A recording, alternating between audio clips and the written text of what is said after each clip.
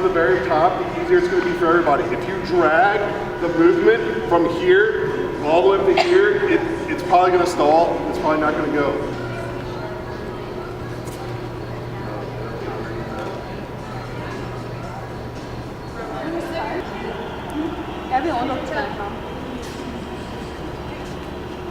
It's on. We're pushing this thing. 1, 2. Cradle. 1, 2.